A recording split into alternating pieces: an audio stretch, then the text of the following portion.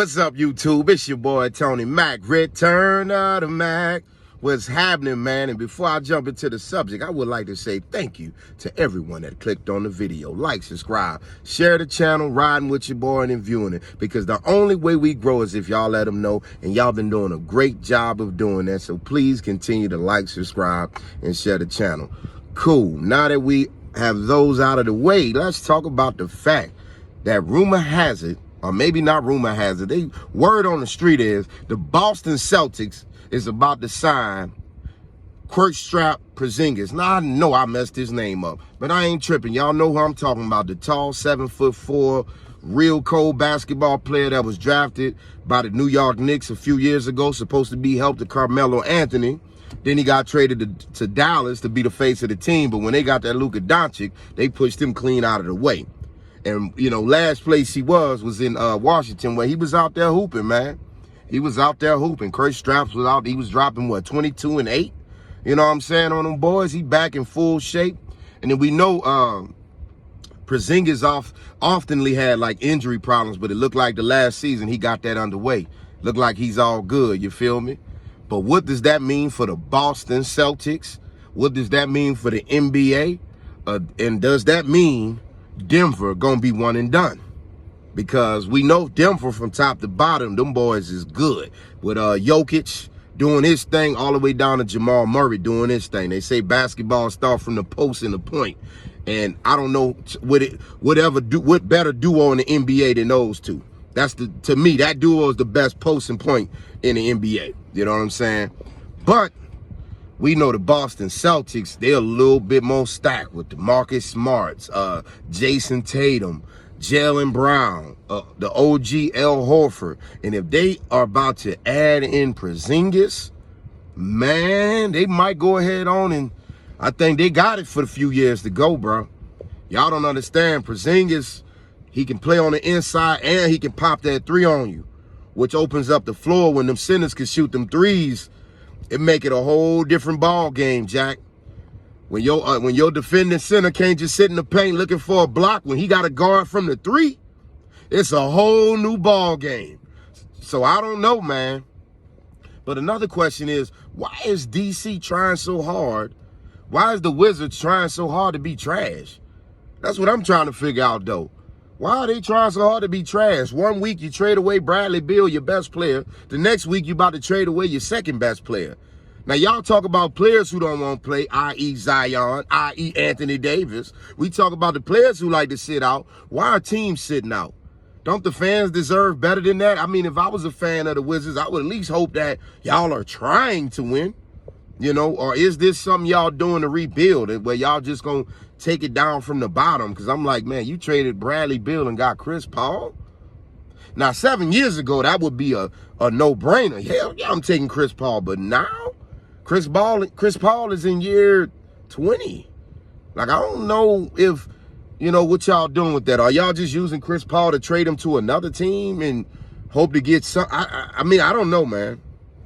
I don't know, DC, what y'all trying to do, man. It seemed to me like y'all trying to tank your team, because last year y'all was in the running to make the playoffs and y'all purposely benched Bradley Beal. So I don't know what's up with that one. But for Boston, this might be the piece y'all need, man.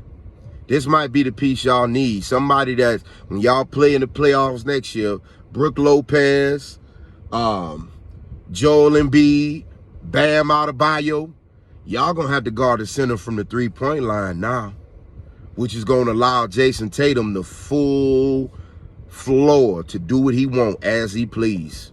And we know, as when Jason Tatum dropped them 52 on them boys, we know he can light it up. We know he got it in him to go a little Kobe. We know he got it in him to go a little Kobe. You know what I'm saying? But man, I don't know, man. I hate it because I don't like the Celtics. Y'all know that. I don't want the Celtics to be able to win. I feel like they got too many championships as it is already. They got 30,000 of them. They don't need no more. You know what I'm saying? I'm just, LeBron, the NBA hates you, my nigga. I'm just going to tell you that now. Every time you finally got a decent team where it's still competitive, because everybody like to say LeBron makes super teams. If his teams were so super, why the hell they lost? all those times. That showed me that they were formidable. That showed me that teams can beat them. Super teams are teams nobody could beat, like the Showtime Lakers, like the Golden State Warriors when they added Kevin Durant. Those are what you call super teams where nobody has a chance of beating them, and if those teams are not broken up. LeBron never had none of those. But what LeBron had was a mind to put together his own team, because some of these GMs should get fucking fired because they don't do a good job of putting together teams for the team. You know what I'm saying? So that's why LeBron said, look, bro, if y'all want me in Cleveland, either y'all gonna get me these players or I'm getting the fuck up out of here. And he did just like I did. Took my talents to another city and lived better. I ain't mad at that, LeBron. If I was you, I'd have still been in South Beach out there on them. You feel me? But we have a lot more talent in the NBA. So it's not about who putting together super teams. It's just starting to realize that some of these teams are just being stacked with talent because it's so much talent in the NBA. You know, you look at the last couple of NBA finals, the winners, they all had like 3 or 4 guys that can drop 20, 30, 40 points any given night if you're really looking at it. You know, you look at Denver. We know what Jokic could do. We know what Murray could do. But that other dude on the team, the other light-skinned guy, I can't think of his name. That's why I got to describe him. But that kid can go get 20, 30 on another team if he wasn't a third option with them. You know, we look at who won the finals last year. Was it because Boston, they came up short. It was the Golden State Warriors. We know Steph Curry can go out there and light you up.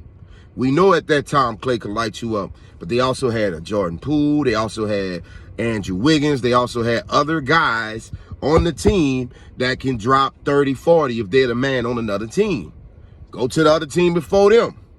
Giannis Antetokounmpo and them in the Milwaukee Bucks. We know Giannis can get what he want.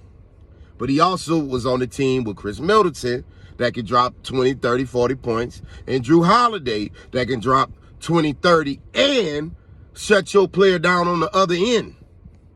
So are we going to call all of them super teams? Are we going to say all of those guys are super teams? Or are we just going to get mad at LeBron because he got tired of losing in Cleveland? It's food for thought. It's food for thought.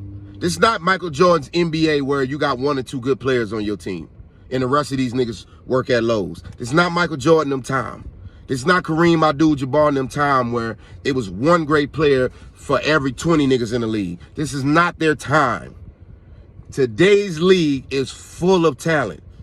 It's full of talent. Y'all look at that Houston Rockets squad. They might be looking like they terrible because of their record.